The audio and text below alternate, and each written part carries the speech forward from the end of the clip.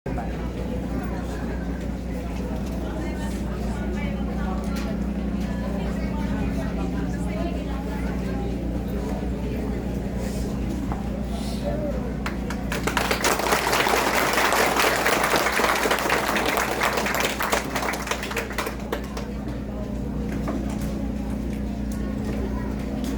si Mamay Marcos, ng proponent ng Rito Settlement, ay umaasa at itigil na ang iba ng magkabilang pamilya.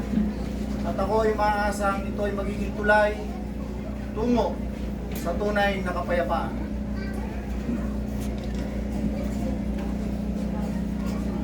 Ako naman ay bilang representative ng aking angkan, buong-buo namin tinatanggap ang hamon ng pag-iisa ng kabilang pamilya. Nangakong susundin namin kung ano man ang nakalagay sa settlement agreement na nilagdaan o bilang representative ng aking buong angkan.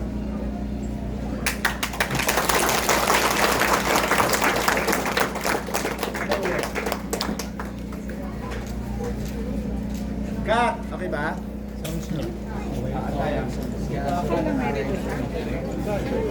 Okay.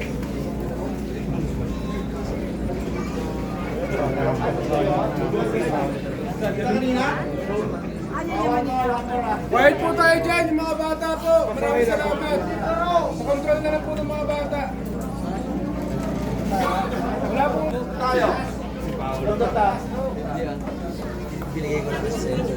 Yung mga nagpupulungan po dyan, yung mga nagsisismisan. Quiet